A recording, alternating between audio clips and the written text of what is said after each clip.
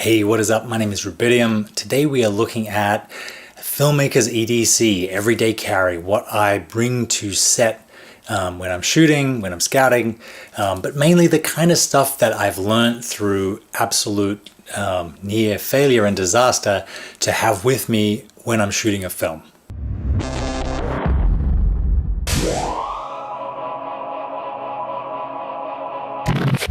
So I'm going to stay away from the overtly obvious things like a laptop and a camera and all the things that you would always think to bring to set. The iPhone is a really great filmmaking tool, not because you're going to be texting people and checking your YouTube stats between takes, because it has a light, it has a sun finder, there's a whole bunch of apps like Artemis, like a director's viewfinder. It is a really good tool on set to have. What most people don't think about is that if you're using your phone all day and you're away from power, you're going to need a backup battery that can be in the case, or it can be an external power source that you can plug your phone in during lunch so that you have enough to get back to the car or back to the studio at the end of the day. Next item is a watch. You do not want to be pulling your phone out of your pocket every time you want to see how much time is left, how much time has gone by, how much time you have. It's much easier to glance down at your watch, see where you are in your day. It doesn't need to be fancy, it doesn't need to have a timer or anything on it. As long as you're happy to wear it, you remember it, and it gets you through the day, have one on your wrist and save yourself a lot of problems. Hat and sunglasses. I would only say this because I've forgotten them before. If you are shooting outside, you are going to get burnt to a crisp if you spend 8 hours, 10 hours, 12 hours standing in the sun. This is not my film hat. My film hat is a big, nerdy, floppy thing that covers the back of my neck. You are not going to sleep very well, and you are not going to be happy on day 2 if you get really bad sunburn on day 1. Something else I bring on every shoot, whether I'm inside or outside, is a neck gaiter. This one was a present, has a zombie pattern printed on it, but I have ones in wool, I have ones in cotton. Purposes, it's a scarf that isn't going to get tangled in things and won't come off and keep you warm on a cold morning. You can wet it in water and put it on when it's hot, and the evaporation will keep you really cool, protects your neck from the sun, and generally just gives you a chance to be dressed appropriately. If you're shooting somewhere dusty or smoky, you can use it to filter the air that you're breathing. Very cool thing that I discovered, and now I always take with me to set. Next up is a Leatherman. You can get one with a nylon or leather pouch, put it through your belt loop, and have it on set. Make sure that it has a flat as well as a Phillips head screwdriver, has a knife for opening things or cutting cables or rope.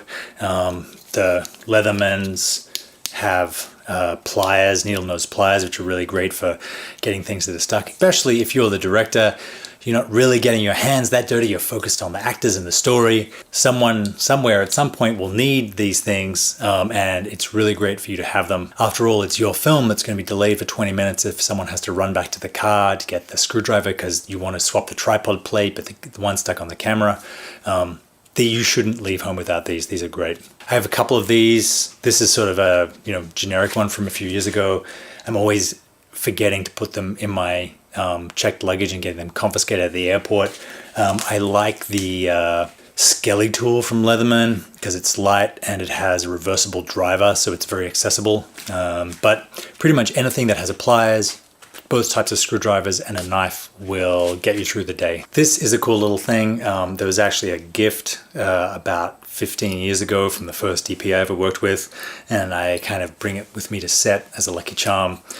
It is a Tiffen color contrast viewer, and it's a little eyepiece with a very dark ND filter that lets you look up at the sky and see how the clouds are moving without hurting your eyes from the sun, or generally just looking at things that are really bright to get a read on them before you shoot, and give you a sense of how much time you have before the cloud moves in front of the sun or moves away from the sun.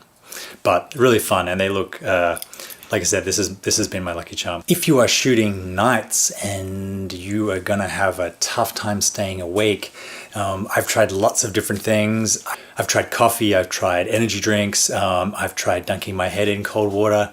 All of them work to some extent, but the best thing I've found for working nights is caffeine gum. There's a military strength one on Amazon that's great. If you don't have coffee for a couple of days before you have to work at night, like during the day, and build sort of your tolerance falls, and then you can chew this stuff all night, and the sun will come up and you'll barely even notice. It's amazing stuff. I've also used it when I'm driving all night, and knock on wood, no accidents so far. Get a really good pair of gloves if you're going to be moving things and working outside. Again, not always the director's thing, but if you're on independent film, you're going to be lifting things, touching hot lights. It's awesome to have gloves. You can get these at the Home Depot or on Amazon for $15 or $20. Something that I realized, which is great for gloves, is wrapping cables or moving stands around that have been on the floor. If you're working in a warehouse or you're working outside, light cables on the ground get really filthy, and after you've wrapped up cable, your hands can be like black, and then you have to sit down and try and eat lunch, or like wash them with a water bottle and no soap. Anytime you have to touch something or lift something, super helpful to have a good pair of gloves to protect your hands. Oh, have a Sharpie on set or a pen. I use this ridiculously overbuilt thing called a tactical stylus, which I guess you can stab someone with if they try and steal your camera. But generally, you'll need to sign things, write on things, mark your water bottle, and it's really great to have a pen or something to write with in arm's reach. This is something I learned in my early filmmaking days, is the mini script. If you go into your PDF printing thing, you can put 2 pages on one page, or even 4 pages on one page, and have like a little pocket version of the script pages for that day with you, so that if someone asks for a line or you need to work out, you need to look at the script, it's not as bad as carrying around a big version of it. You can use your tactical stylus or your pen to like cross things off as you shoot them, and generally I really like having one with me. I've heard some directors go ahead and laminate a little mini script, so they just take the pages they need, or have a little binder clip in the top corner if they're working outside and things might get wet, which I think is really cool. And you end up having a collection of little laminated mini scripts at the end of your film. But generally, it really helps for the director to be on the same page as everyone else, literally. My last thing is headphones. Get a good pair of headphones. The audio guy will probably hand you some, or I've seen people trying to use earbuds. I've played around with using the Bose noise cancelling headphones on set. They come in a nice little packet. The advantage of these is that, and I only use them indoors now, the advantage of them is that they block out all the extra sound and let you focus on just what the actors are saying.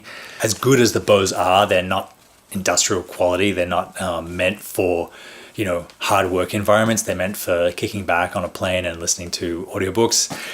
And the other danger of noise cancelling headphones is sets can be dangerous places. People can be walking around with hot or sharp or heavy things, and it's not great to isolate yourself too much from the environment around you. So get some, not earbuds, but over-the-ear cheap headphones, $10 or $20 that you almost always see around the neck of directors in behind the scenes. This will let you listen to what the actors are saying without cutting you off too much from your environment. Last but not least, I should say thank you to Armando from Mondo Bites, who inspired this segment. Has amazing videos, please check them out. Yeah, this is part 1. This is my general purpose filmmaking EDC. This is what I take to set pretty much 90% of the time I work.